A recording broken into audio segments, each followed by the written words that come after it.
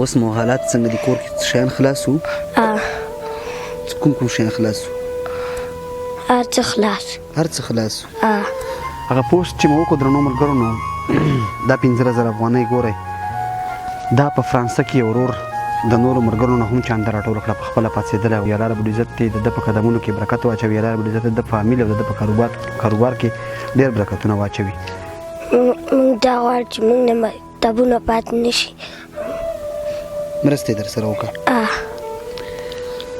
د المقدس خیریه بنسټ قدرمن درودونکو سلامونه نیکې هیلې احترامات درته وایم قدرمن دوستانو د ډېره موده وروسته یو ځل بیا د هغه شهید کور ته راغلم د کوم شهید په کور کې چې 11 ماشومان او 2 کونډې ښځې سرپرسته یې په کلي کې مور وه شهید د مور یو زوی و چې تاسې ډېر مخکې هم ډېرې ویډیوګانې کتلې دي چې هغه فریدالله نومېده هغه تقریبا 4 کاله مخکې د دې نړۍ نه سترګې ورپټې کړې په کور یې مشره او سرپرسته مور پاتې شوه د هغې شهید فریدالله نه دغه ماشومان پاتې دي تقریبا 11 ماشومان دي څه یې پېغلې لورانې دي او دغه یې اوس په کور باندې پاتې دي انشاءالله وخت سره به راغټېږي دوی به د کور سرپرستانې خو اوس فلحال یې په کور باندې نیا سرپرسته وه څه وخت مخکې موږ د هغې پوسټ کړی و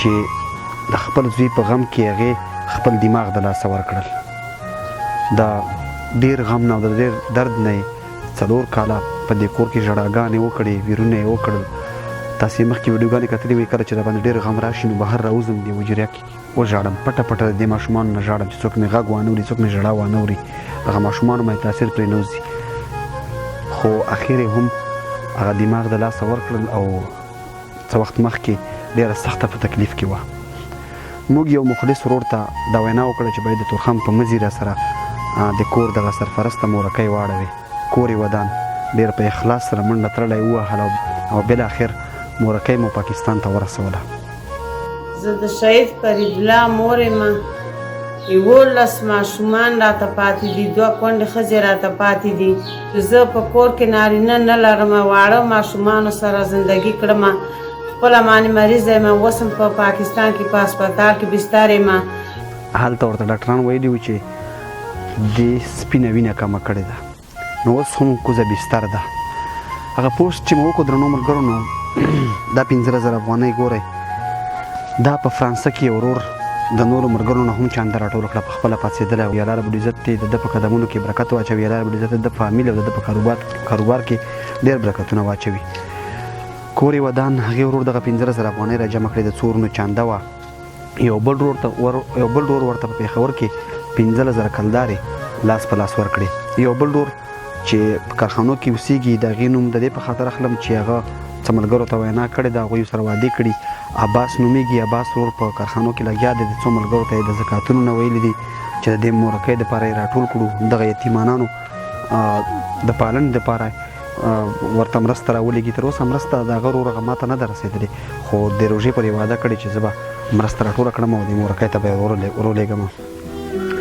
همدارنګه څو نورو ورونو چانده کړی و او دغه مور علاج یې ورباندې وکړ فعلا علاج یې وشو 3 میاشتې وروسته به یې نور علاج کېږي نو دغه کور کې اوس نه چې مور نشته په دې کور باندې یو تاثیر غورځېدلی او د دې ماشومانو په دغه رنګونو کې هم فرق راغلی ځکه مشر چې په کور کې نه وي نو تاسو خپله ځان سره سوچ وکړئ څه ماشومان مدرسې ته سیده کوه څه مکتب ته سیده کوه دا ډېره سخته ده نو درنو ملګرو د هغه ورور 15,000 روپۍ به هم راشي او هغه 15,000 روپۍ کلدارې ورته کوزي په پاکستان کې ورور لاس په لاس ورکړی وي نور ملګرو ته چانده کړی وي علاج یې ورته وکړه دغه بل ورور 15,000 افغانۍ دغه دي ورته راموړې د فرانس والا ورور کور یې ودان دغه کورنۍ چې دا بیخي په دغه غونډو ولسونو باندې حق ځکه لري چې دا ډېره بې سرپرسته کورنۍ ده د دې نه غټ ماشوم بل په کور نه لري چې د بازار ته لاړ شي سودا ولراوړي دغه عمره ماشوم په سودا هم نه پوهېږي نو قدرمن دوستانو څو ورځې مخکې ورته د هغه پوسټ په تایید باندې د حاجي بابا خیریه بنسټ هم ډېره قوي مرسته رالېږلې وه کور یې ودان خدای د هغه ته هم ډېر اجرونه ورکړي بابا او د هغه ټول ټیم دې ژوندی وي چې د دغې کورنۍ سره یې ډېر غټه مرسته کړې وه نو قدرمن دوستانو روژه را روانه ده دغسې یتیمانانو ته موږ پروګرام لرو په دغو بازارونو کې په 8 ساحو کې ورته دغسې یو پروګرام جوړوو چې په ټوله روژه کې وچه ډوډۍ کور په کور ورسېږي همدارنګه اختر دپاره د دې جامو په ته ضرورت دی. دا اوس ټول څوک په مکتبونو کې دي، څوک په مدرسو کې دي. نو چې کله دغه ماشومان د نورو مالدارو ماشومانو ګوري او د هغوی نوې جامې ګوري، نو د یتیم جامې چې نه وي، تاسو د ځان سره سوچ وکړئ چې د اختر ورځ به په هغه انسان باندې څنګه تېرېږي چې ستا په ګاونډ کې یتیم وي، د هغې جامې زړې وي او ستا د بچي جامې نه وي. نو ډېرې خبرې دي قدرمن دوستانو، خو دغه کورنۍ او د دغه کورنۍ په څېر نورې کورنۍ تاسو ته موږ په ویډیوګانو کې بار بار وښیو. زموږ نور مطلب او مقصد نشته، دغه مطلب او مقصد دی چې ستاسو مرستې دغسې لاس په لاس ورته راوړو. دغه 15,000 افغانۍ مو دې کورنۍ ته راوړئ قدرمن دوستانو. نورې مرستې هم د دغه کورنیو لپاره، نورو کورنیو لپاره زموږ سره وکړئ. ستا څه نوم دی؟ محمد دې نوم دی. محمد څو ورونه څو خویندې یاستئ؟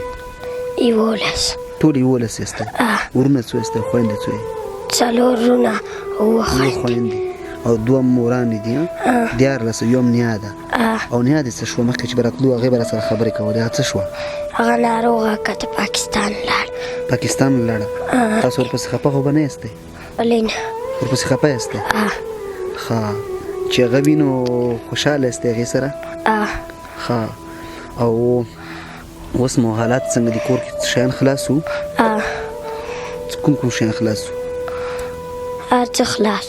هر څه خلاص وو. نو دغه 15,000 افغانۍ وروره لېږلې دي او څه روپۍ چې دي د علاج دپاره ستاسو نیا ته پاکستان کې ورور ورکړي دي.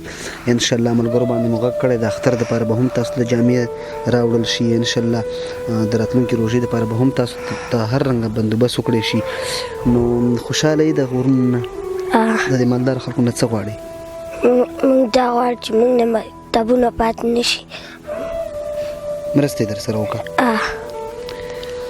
درنو دوستانو، د یتیم خبرې وژل کوي او د دغسې وړو بچیانو تر شا را سره ملاتړ وکړئ. بیا درته وایم، ډېره مننه.